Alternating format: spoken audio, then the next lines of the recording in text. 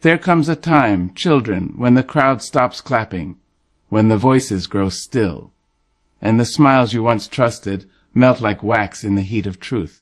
There comes a time when a man walks into a room not as a husband, not as a brother, not as a son, but simply as a soul.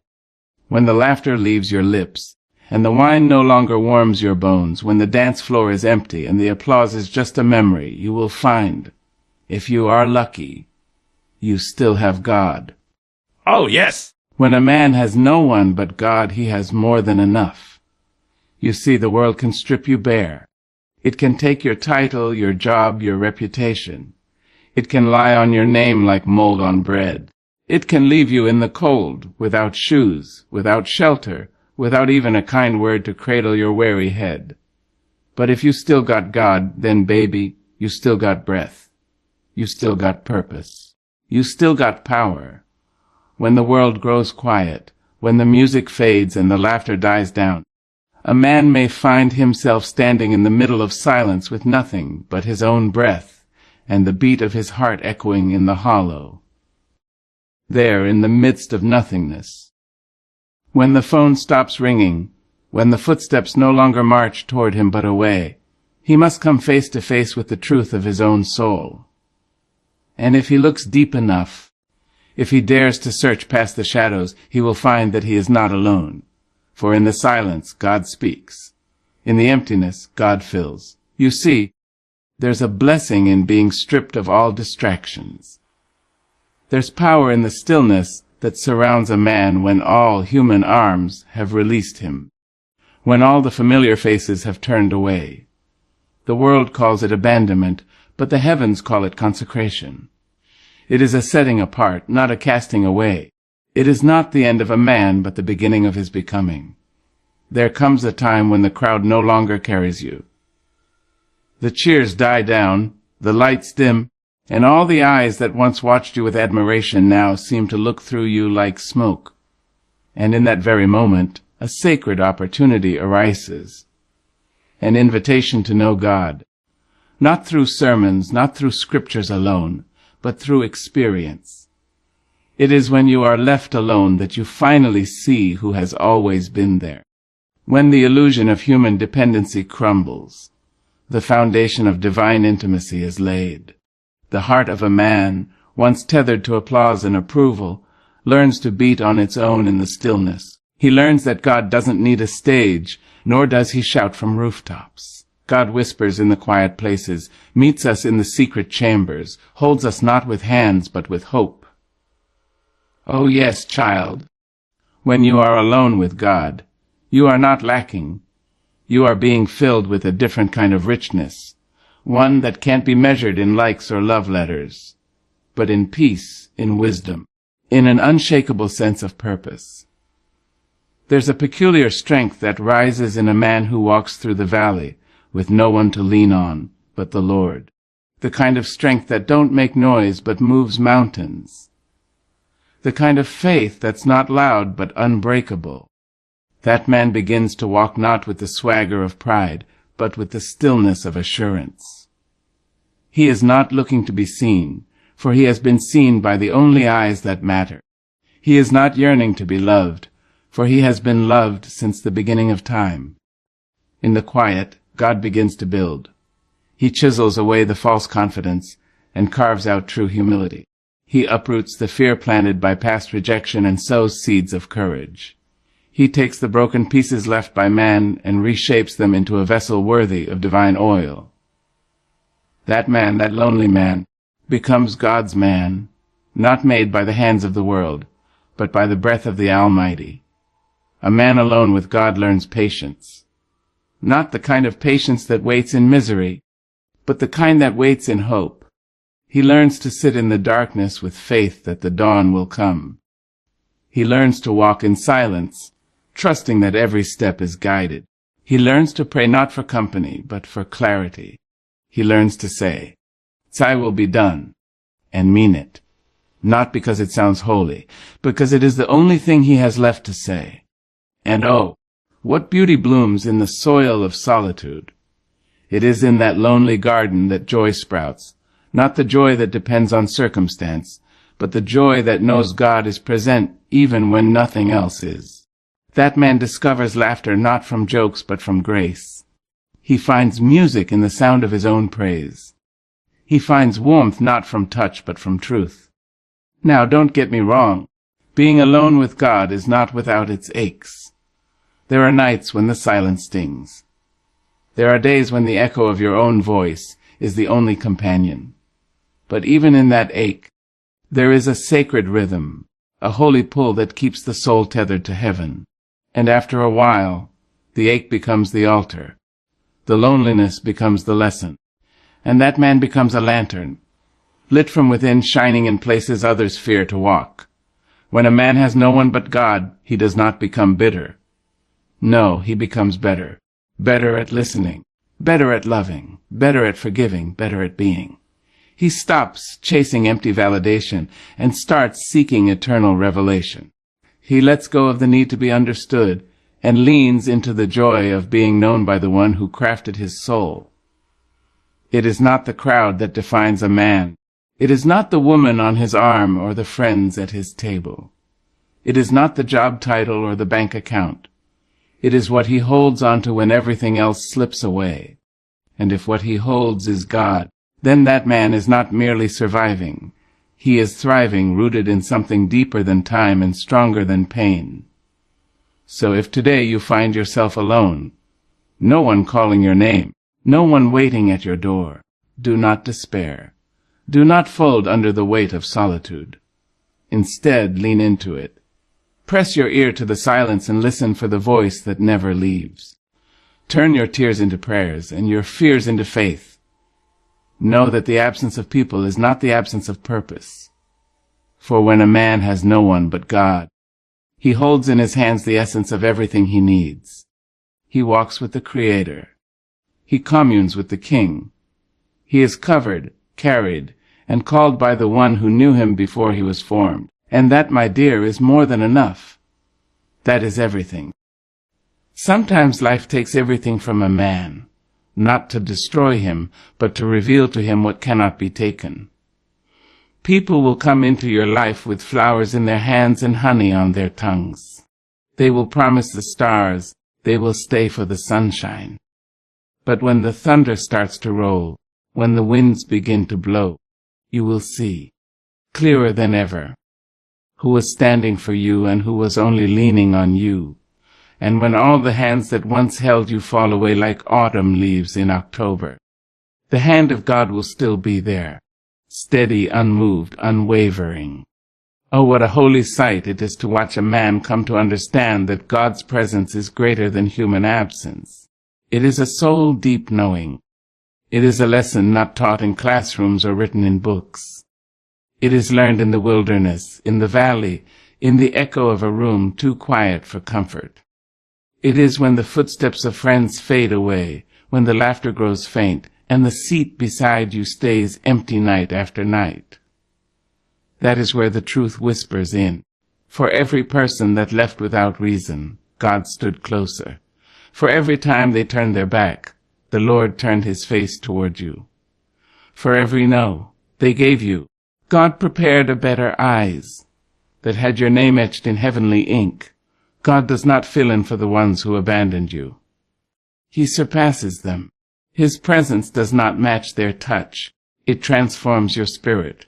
His love does not imitate theirs. It ignites something eternal within you. You see, the world teaches us that we need people to be whole, that we need applause to be worthy, that without love letters, friendships, handshakes, and invitations, we are nothing but empty cups waiting to be filled. But the soul knows better. The spirit knows deeper. The man who has walked through fire alone knows that some cups were never meant to be filled by other hands. Some cups, child, are filled by God himself. And that is a sweetness no human can pour.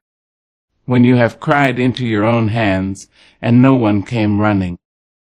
When you've shouted into the dark and no echo came back, when you've held your own body, shaking from loss, trembling from rejection, aching from betrayal, and no comfort came through the door. Yet still, somehow, you felt a peace, a breath, a warmth inside your chest. That was God. That was His Spirit saying, "You are not alone, not now, not ever." Sometimes the Lord will allow the floor to fall out from under you so you'll finally stop standing on people and start standing on faith. He will quiet the noise so you can hear His whisper. He will dry up every other stream so you will drink only from the well that never runs dry. And when you do, oh, how mighty you'll feel. Not because you have gained the world, but because you have found the one who owns it. People may forget your name, child. They may forget your birthday, your smile, your worth, but God never forgets. While others are writing you off, He is writing your name on the palm of His hand. While they are busy turning the page on you, He is still telling your story. His presence is not seasonal. His love is not situational. His grace is not conditional. It stays. It holds. It lasts. And there is something magnificent, something regal about a man who walks forward without the crowd. A man who steps out into the unknown with no map but faith, no companion but the Spirit. The world may call him a fool, but heaven calls him chosen. And that man, he carries something in his eyes that the world can't explain. A stillness, a knowing, a fire, not born of this world, but born of that divine presence that never leaves, never breaks, never abandons. When a man learns in God's presence, he no longer chases people to stay. He no longer pleads for affection or begs for belonging. He stops performing for acceptance. He walks in a room full of empty seats and feels no lack, because he knows that wherever he is, the Lord is. He knows that his worth is not wrapped in how many friends he has, or how many people call his name. His worth is wrapped in the blood of a Savior who called him beloved long before the world gave him a name. That's what God's presence does. It fills up the spaces left hollow by human absence. It binds the wounds left bleeding by careless goodbyes. It builds altars where others left ashes. It brings gardens out of graves. And when you've been held by God, you stop reaching for what doesn't feed you. You stop settling for crumbs when you've tasted heavenly bread. You stop being desperate for love when you've known the lover of your soul. Let them walk away. Let them choose silence over truth. Let them forget. For their absence only made room for God's presence. And that presence, it will carry you when your legs give out. It will speak to you when the world goes mute. It will fight for you when you no longer have the strength to lift your voice. It will be a light in your darkest hours, a balm for your bruised heart, and a guide when your eyes are full of tears. So don't you weep long for the ones who left. Don't you lose yourself trying to chase shadows. Don't bow your head for those who could not see your light. Lift your chin, child. Lift your hands, because the one who formed the stars also formed you, and He has never walked away. His love is not on trial. His presence is not in question. For the truth is, you were never truly alone, and you never will be. God's presence does not fill a space. It becomes the space. It doesn't just visit, it dwells. And when everyone else is gone, He stays. When the door is closed, He knocks from the inside. And when the room is empty, He fills it with glory. Yes, His presence is greater than their absence. And His love is enough. Always. There are moments in this life, baby, when the fire comes not to destroy you, but to define you. When the winds howl and the rain lashes down upon your roof, and everything you built with your own 2 hands seems to tremble. People will scatter like leaves in a storm. Promises once wrapped in velvet tones will blow away like dust. But you will remain, bent maybe, scared perhaps, but still standing. When a man has walked through abandonment, disappointment, heartbreak, and silence, and still chooses to cling to the hem of God's garment, there in that very choice a new kind of strength is born. Not the kind that shows up in clenched fists or puffed chests. No, this strength is quieter. It hums in the bones and rests in the soul. It's a holy strength, forged not in applause but in affliction, not in celebration but in crushing. Oh, yes. There's something sacred about the man who learns how to stand when all others have walked away. Something unshakable about the soul that has been stripped and still sings. For you see, strength is not only in the muscles of the body, it is in the muscles of the spirit. And the spirit grows strong when it lifts burdens only God can see. Don't you know, a man refined by solitude becomes a fortress. One who has prayed with no response, who has sat with the silence of heaven and still believed, becomes a warrior of faith. One who has known the age of betrayal and still chosen forgiveness, he becomes a cathedral of grace. And when the world looks at him and wonders how he's still breathing, still standing, still hoping, they won't understand. But that's all right. His strength was never meant to be understood. It was meant to be lived. He didn't get strong by accident. No, child. He was chiseled. Every abandonment was a cut, every rejection a carving, every dark night a deeper hollow that heaven filled. That man became a sculpture, shaped not by comfort but by crisis. He doesn't talk much now, not because he has nothing to say, but because he has learned the power of stillness, of listening, of waiting. His silence speaks volumes. There's a strange and beautiful dignity that rises in a man who has been left alone with God and came out gold, not shiny gold that glitters for the world. No, but the kind of gold that holds its value through time, the kind that doesn't rust, doesn't fade, doesn't crack. His laughter is deeper, his eyes wiser. He has walked through fire and come out without the smell of smoke. Oh, the world tried to burn him, tried to melt his purpose, tried to drown his voice in the flood of sorrow. But he rose. And each time he rose stronger. Each time he prayed, he grew wiser. Each time he believed without seeing, he became more powerful.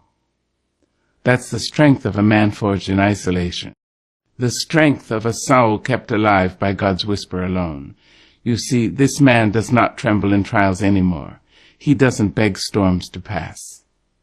He's learned to dance in the rain. He's learned that the thunder is just God rearranging the heavens, that the lightning is just God's way of showing light in the darkness, and the pain. He's stopped running from pain. He's learned that pain is the midwife of purpose. And when people come now, they see something in him they can't name. A peace that doesn't come from pleasure. A joy that doesn't require applause. A confidence that doesn't need confirmation. It's because his spirit has roots now. Roots that run deep into the river of God's presence. Roots that won't snap in a storm or sway in the winds of opinion. Roots that have touched something eternal.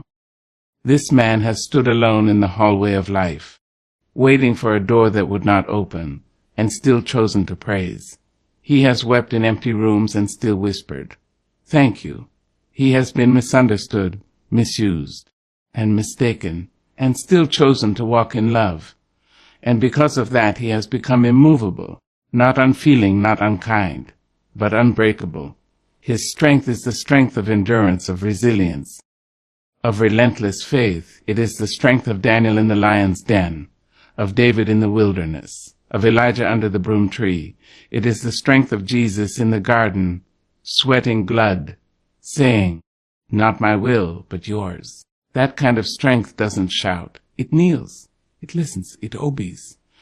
And oh, how the world needs men like that. Men who don't just talk about God but walk with him. Men who don't just quote scripture but live it. Men who have been through enough hell to recognize the sound of heaven. Men who have lost everything and found peace. Men who have known loneliness and learned to love from the deepest place. Don't you underestimate a man who's been left alone with God. Don't you assume he is broken. Because in truth he is more whole than ever. Don't you look at his scars and think him weak. For every scar is a story, and every story is a testimony. That man is a temple. That man is a mountain. That man is a miracle walking. And the fire that tried to consume him, it lit his soul instead. So let him walk on, even if he walks alone. Let him speak, even if no one claps. Let him pray, even if no one hears. Because heaven hears, heaven watches. Heaven knows. For it is in the dark that stars shine brightest. And it is in the wilderness that prophets are born. Yes, when a man has been refined by solitude and held by God, he becomes a light the darkness cannot dim. He becomes a voice the silence cannot mute. He becomes a man the world cannot shake. And that, my dear, is the kind of strength no enemy can stand against. Somewhere between the H of loneliness and the rising of the morning sun, there comes a hush, deep and sacred. It is in that hush, when all the noise of the world has quieted, that a man begins to understand that heaven has not turned its face away.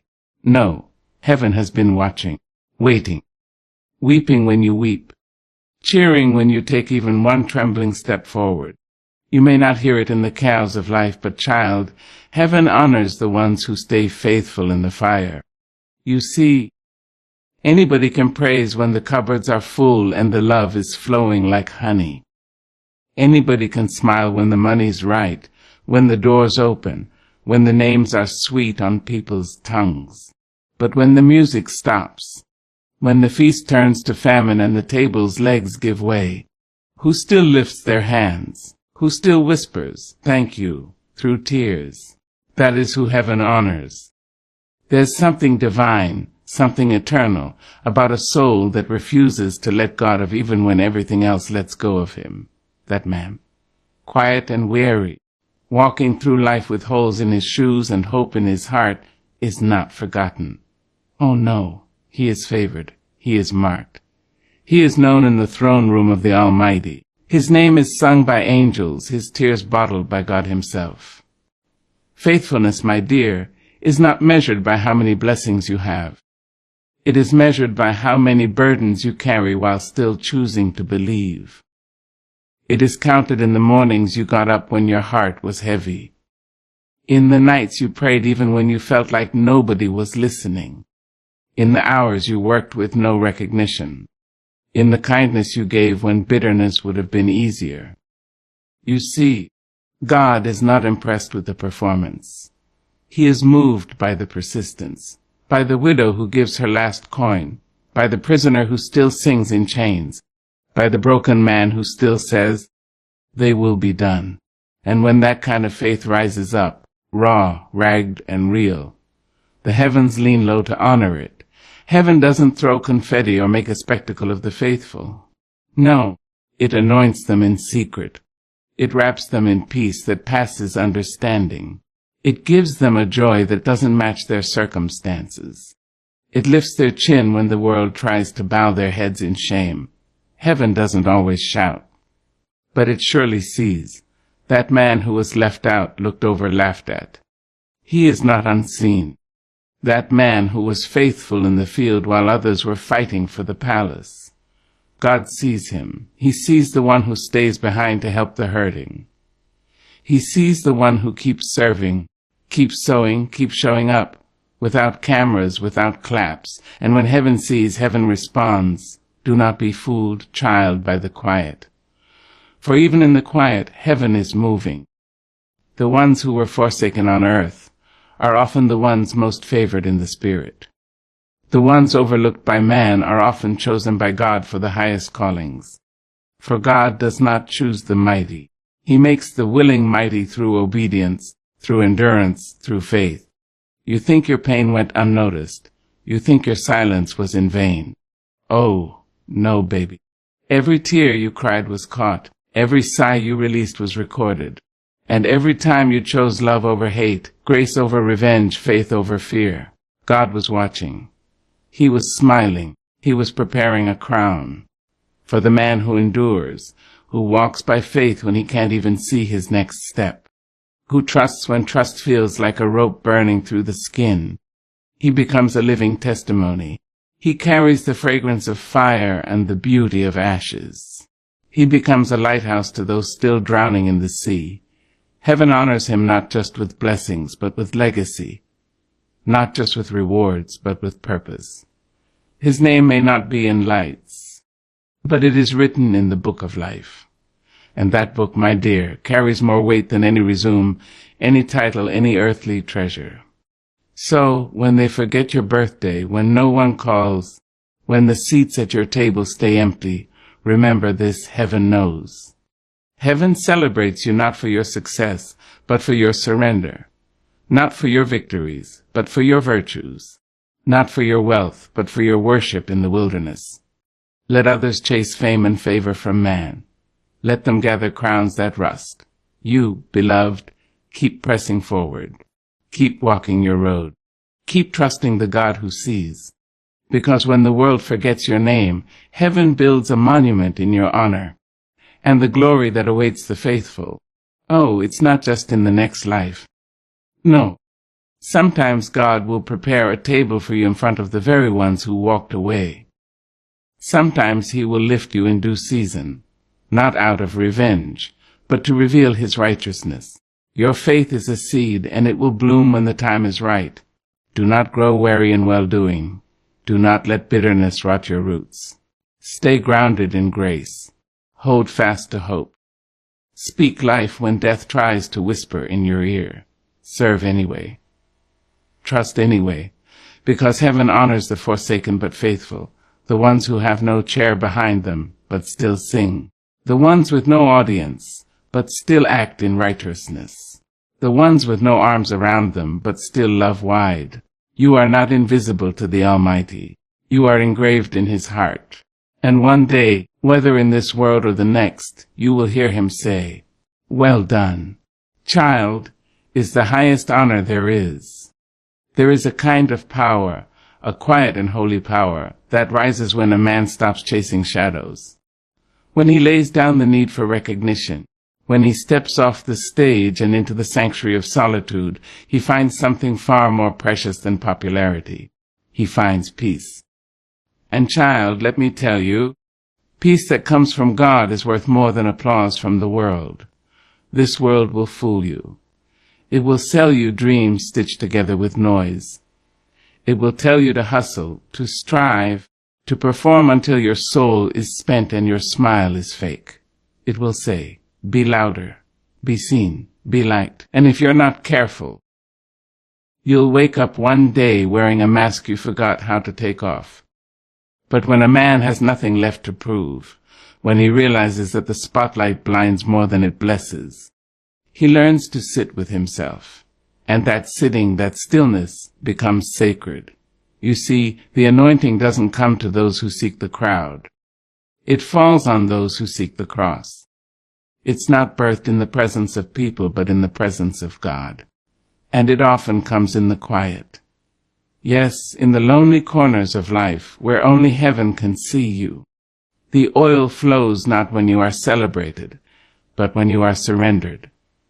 That man who's been hidden, who's walked through dark valleys and shut doors, who's heard more no than eyes. He may look ordinary to the world, but oh, he's a vessel, a carrier of fire, a keeper of truth. His anointing was born in pain, pressed out in the crushing, poured in the silence. And it doesn't need a pulpit to speak. It doesn't need an audience to shine. It is not for show. It is for service. When a man has no one but God, he stops reaching for approval and starts reaching for purpose. He learns that real calling doesn't require a crowd to confirm it. He doesn't beg to be seen. He doesn't shout to be heard. He doesn't push through doors that were never his. Because he knows that what God has for him cannot be taken, cannot be delayed, cannot be denied. You see, the world hands out validation like it's candy, sweet and cheap, melting before it even touches your spirit. But the Lord, the Lord gives affirmation in whispers that steady the soul. He speaks to the heart in ways no amount of likes or followers ever could. And when you've heard God call your name, when you've heard Him say, "You are mine," you won't need to be called great by men. You'll already know you are beloved by heaven. That man who's been anointed in private will walk with power in public. But don't be fooled. It's not the kind of power that demands. It's the kind that commands by simply being. He doesn't need to boast. His presence carries the echo of prayers prayed in the dark. His steps are laced with obedience. His words, when he speaks, are soaked in grace and fire. He has learned the beauty of silence, the strength in waiting, the wisdom of walking slowly. He has stopped racing toward things that glitter because he has tasted glory. And glory is not loud. It is lasting. Glory doesn't flash. It rests. And on him it rests heavy. Let others chase platforms. Let them scramble for titles. Let them build their kingdoms on sand. The anointed man, he builds on the rock. He builds with trust. Tearth time. And what he builds lasts because it was never about him. It was always about the one who sent him. And oh, how dangerous he becomes. How divinely dangerous, when he no longer needs the world to affirm him, because then he can go where others won't. He can speak truth when it's unpopular. He can love when it hurts. He can forgive when it's unfair.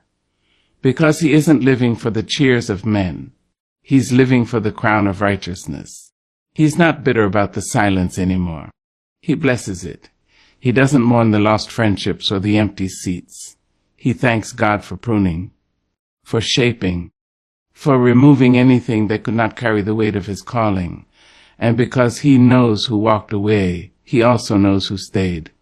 And that, my child, is the power of being alone with God.